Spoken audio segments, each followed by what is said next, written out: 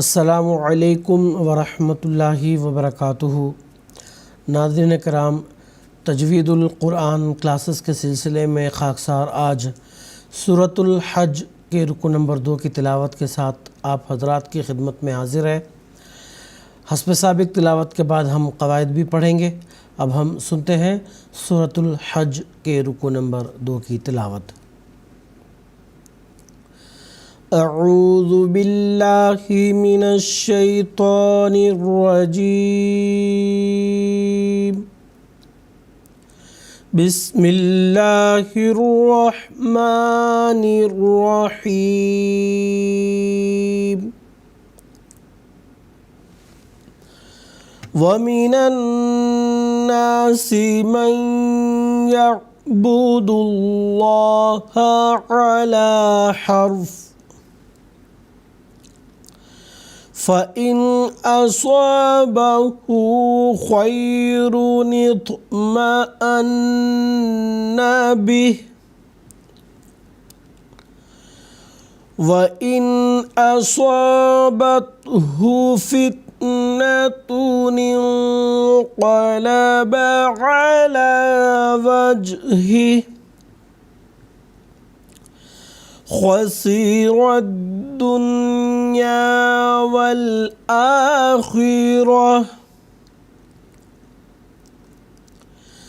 ذَلِكَ هُوَ الْخُسْرَانُ الْمُبِينُ۔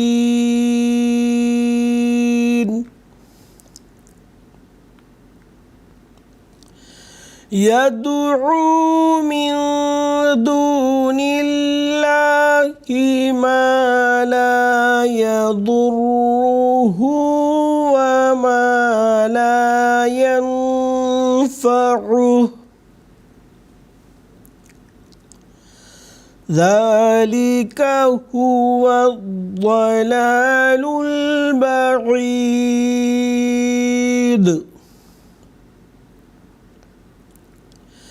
يَدْعُو لَمَنْ ضَرُّهُ أَقْرَبُ مِنْ نَفْعِهِ لَبِئْسَ الْمَوْلَى وَلَبِئْسَ الْعَشِيرُ۔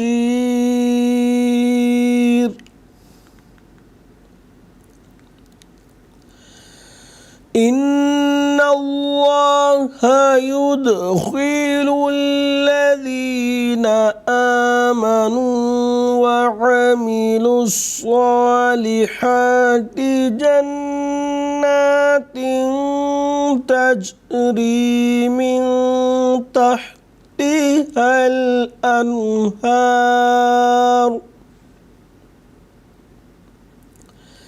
إِنَّ اللَّهَ يَفْعَلُ مَا يُرِيدُ۔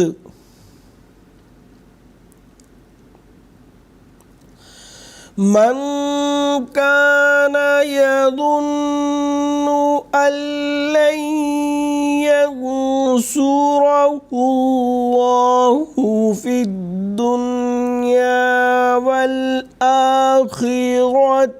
فَلْيَمْدُدْ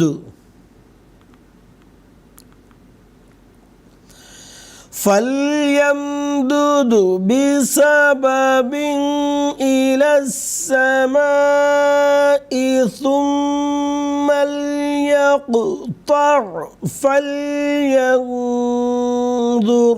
هَلْ يُذْهِبَنَّ كَيْدُهُ مَا يَغِيظُ۔ وَكَذَلِكَ أَنزَلْنَاهُ آيَاتٍ بَيِّنَاتٍ وَأَنَّ اللَّهَ يَهْدِي مَن يُرِيدُ۔ إِنَّ الَّذِينَ آمَنُوا والذين هادوا والصابئين والنصارى والمجوس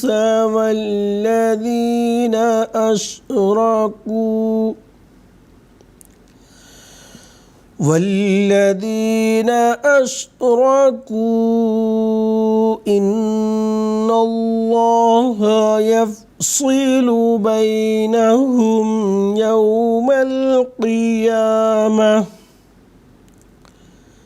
إن الله على كل شيء شهيد ألم تر أن الله يسجد له من في السماوات ومن في الأرض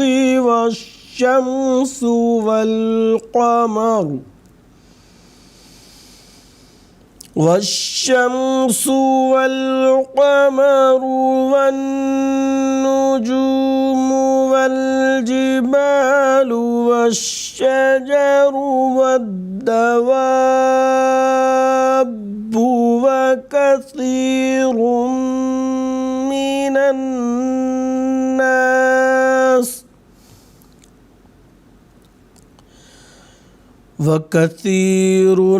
حق عليه العذاب ومن يهن الله فما له من مكرم إن الله يفعل ما يشاء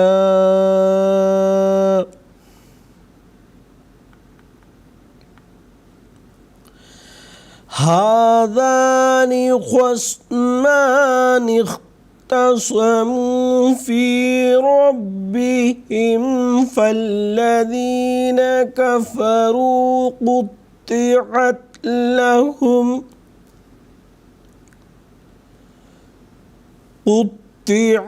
لهم ثياب من نار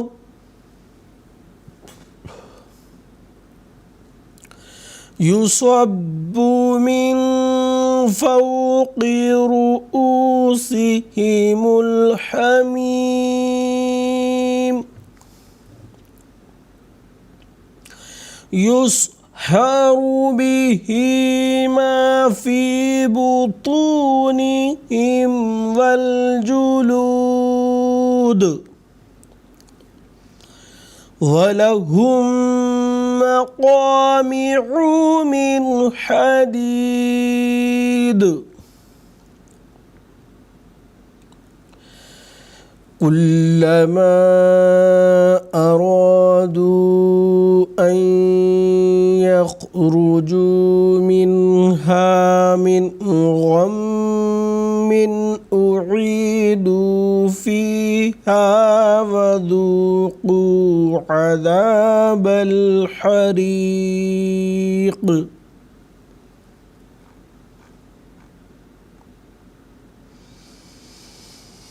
ناظرین کرام، اب تک آپ سورۃ الحج کے رکوع نمبر 2 کی تلاوت سن رہے تھے۔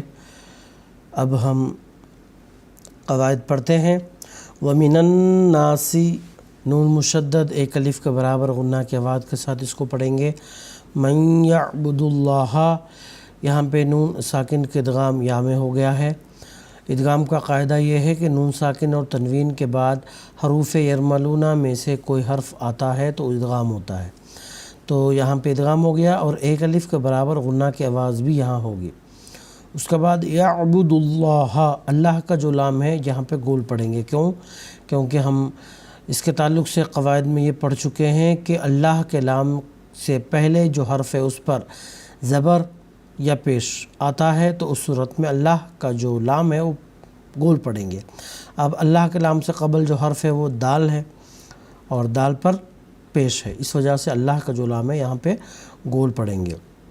اس کے بعد حرف پہلے را ساکن جو ہے اس کو گول پڑھیں گے، کیونکہ را ساکن سے پہلے حرف پر زبر آتا ہے تو قواعد کے مطابق را ساکن کو گول پڑھنا ہوتا ہے۔ اور علامت وقف جیم آنے کی وجہ سے یہاں ہم نے وقف کر دیا، وقف کرتے ہوئے جو آخری متحرک حرف فا ہے اس کو ہم نے ساکن کر دیا۔ فَإِنْ أَصَابَهُ، نون ساکن کے بعد حروف حلقی میں سے ایک حرف حمزہ آیا ہے تو یہاں پہ نون ساکن کا اظہار ہوگا۔ اظہار یعنی نون ساکن اور تنوین کی مکمل آواز کی ادائیگی کو کہتے ہیں اظہار۔ اصوابہ، صاد حروف پر میں سے ایک حرف ہے تو اس کو گول پڑھیں گے۔ خیرو، خوا اور را دونوں حروف پر ہوں گے۔ خوا اس لیے کہ خوا حروف پر میں سے ایک حرف ہے تو اس کو گول پڑھیں گے، اور را اس لیے کہ را پر زبر اور پیش آتا ہے تو اس کو گول پڑھتے ہیں۔ اس کے بعد طا، یہ حروف پر میں سے ایک حرف ہے، اور اس کے علاوہ قلقلہ کے جو حروف ہیں ان میں سے بھی ایک حرف ہے تو اس کو ہم یہاں پہ قلقلہ کے ساتھ ساتھ گول بھی پڑھیں گے، اور آواز کے ٹکرا کر واپس آنے کی جو صفت ہے قلقلہ کی اس کے ساتھ بھی اس کو پڑھیں گے، یعنی دو صفتیں ایک ساتھ، ایک گول اور ایک قلقلہ کی صفت۔ اس کے بعد نون مشدد ایک الف کے برابر اس کو گنہ کے آواز کے ساتھ پڑھیں گے۔ علامت وقف جیم آنے کی وجہ سے یہاں ہم نے وقف کر دیا، وقف کرتے ہوئے آخری متحرک حرف کو قاعدہ وقف کے مطابق اس کو ہم نے ساکن کر دیا۔ وَإِنْ أَصَابَتْهُ، نون ساکن کے یہاں اظہار ہوگا کیونکہ اس کے مان بعد حروف حلقی میں سے ایک حرف آیا ہے، اور صاد حروف پر میں سے ایک حرف ہے تو اس کو گول پڑھیں گے۔ فِتْنَةٌ انقلب، یہاں پہ نون ساکن کا اخفا ہوگا ایک الف کے برابر غنہ کی آواز کے ساتھ۔ کیونکہ اس کے بعد نہ حروف حلقی آئے کہ اس کا اظہار ہو، نہ حروف یرملون میں سے کوئی آیا کہ اس کا ادغام ہو، تو لہٰذا یہاں پہ دونوں چیزیں نہیں ہیں، تو تیسری صورت کیا ہے؟ وہ ہے اخفا، تو یہاں پہ اخفا ہوگا۔ اس کے بعد قاف حروف پر میں سے ایک حرف ہے تو اس کو گول پڑھیں گے۔ علی وجہ، جیم حروف قلقلہ میں سے ایک حرف ہے تو اس کو یہاں پہ قلقلہ کی صفت کے ساتھ پڑھیں گے، اور علامت وقف جیم اور قف آنے کی وجہ سے یہاں ہم نے وقف کر دیا۔ وقف کرتے ہوئے قواعد وقف کے مطابق آخر میں اگر متحرک حرف ہوتا ہے اس کو ساکن کرنا ہوتا ہے، اس لیے یہاں پہ ہم نے متحرک حرف کو ساکن کر دیا۔ اس کے بعد خسرت الدنیا، خوا اور را دونوں حروف پر ہوں گے۔ خوا اس لیے کہ یہ جو حروف ہمیشہ پر پڑھے جاتے ہیں ان میں سے ہے، اس وجہ سے اس کو گول پڑھیں گے، اور را اس لیے گول پڑھیں گے کہ را پر زبر اور پیش آنے سے اس کو گول پڑھتے ہیں۔ اس کے بعد والآخرہ، خوا اور را دونوں پر پڑھیں گے۔ خوا اس لیے کہ وہ ہمیشہ پر کیے جانے والے حروف میں سے ہے، اور را پر زبر آیا ہے اس وجہ سے اس کو ہم گول پڑھیں گے۔ علامت وقف تا آنے کی وجہ سے یہاں ہم نے وقف کر دیا۔ وقف کرتے ہوئے قواعد وقف کے مطابق آخری حرف اگر گول تا ہوتا ہے تو اس کو ہا ساکنہ، یعنی وہ ہا جس پر ساکن آ جائے اس میں تبدیل کر کے اس کو پڑھتے ہیں۔ اب اس کو ہم نے پڑھا والآخرہ اس طرح سے۔ ذالکہ میں ذال کو بالکل نرم آواز کے ساتھ پڑھنا ہے۔ هو الخسران المبین، خوا اور را دونوں حروف گول ہوں گے۔ خوا ہمیشہ پر کیے جانے والے حروف میں سے ہے اس وجہ سے، اور را پر زبر اور پیش آتا ہے تو وہ پر ہوتا ہے، اس وجہ سے اس کو پر پڑھیں گے۔ اس کے بعد علامت وقف آیت آنے کی وجہ سے یہاں ہم نے وقف کر دیا۔ وقف کرتے ہوئے آخر پر متحرک حرف ہے تو قاعدہ وقف کے مطابق متحرک حرف کو ساکن کر دیا، اور اس سے پہلے حرف مد یا ساکن کو ایک الف سے زائد کھنچ کر پڑھا ہے۔ کیونکہ یہاں پہ مد عارض کا قاعدہ لاگو ہوا ہے۔ تو ناظرین کرام، آج کی کلاس میں بس اتنا ہی، انشاءاللہ اگلی کلاس میں پھر ملاقات ہوگی۔ السلام علیکم ورحمۃ اللہ وبرکاتہ۔